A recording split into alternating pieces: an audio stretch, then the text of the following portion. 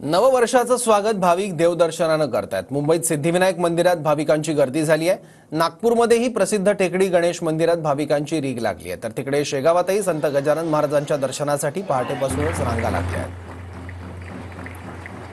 सिद्धिविनायक मंदिरात सकाळपासून भाविकांच्या रांगा लागल्या आहेत आपल्या लाडक्या सिद्धिविनायकाचं दर्शन घेण्यासाठी। तर दुसरीकडे नागपूरच्या प्रसिद्ध टेकडी गणेश मंदिरात सुद्धा भाविक मोठ्या संख्येने येत आहेत।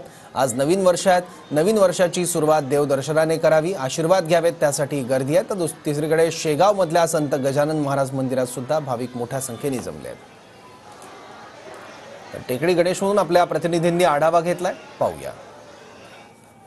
आज नवीन वर्षाचा पहिला दिवस आणि पहिल्या दिवसाची पहाट गणेश भक्तांची मंदिरात पाहायला मिळते। आपण बघू शकतो नागपुरातील प्रसिद्ध टेकडी गणेश मंदिरात पहाटेपासून लोकांची मोठी गर्दी गणेश भक्तांची दर्शनासाठी आपण या ठिकाणी बघू शकतो।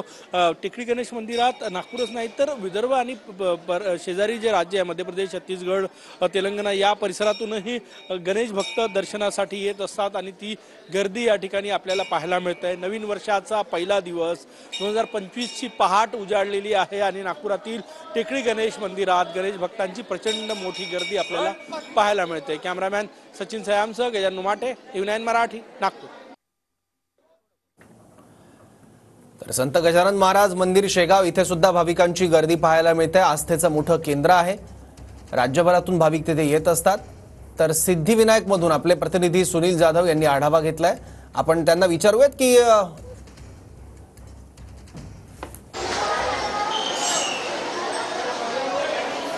सिद्धिविनायक मंदिरातून आपले प्रतिनिधी सुनील जाधव आपल्यासोबत आहेत। सुनील, काय चित्र दिसतंय आज वर्षाचा पहिला दिवस?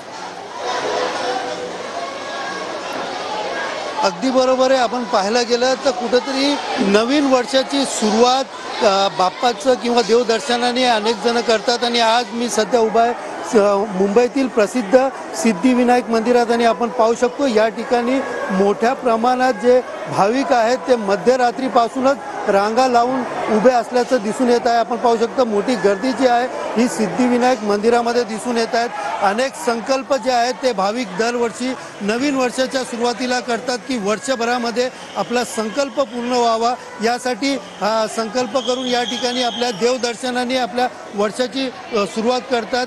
यासाठीच या ठिकाणी मोठ्या प्रमाणात जी भाविकांची गर्दी आहे ती पाहायला मिळत आहेत। एकंदरीत पाहायला गेलं तर पहाटेची आरती मिळावी यासाठी रात्रीची शेवटची लोकल त्याचबरोबर पहाटेची पहिली लोकल पकडून अनेक ठिकाणाहून भाविक जे आहेत ते या ठिकाणी आलेले दिसून येत आहेत।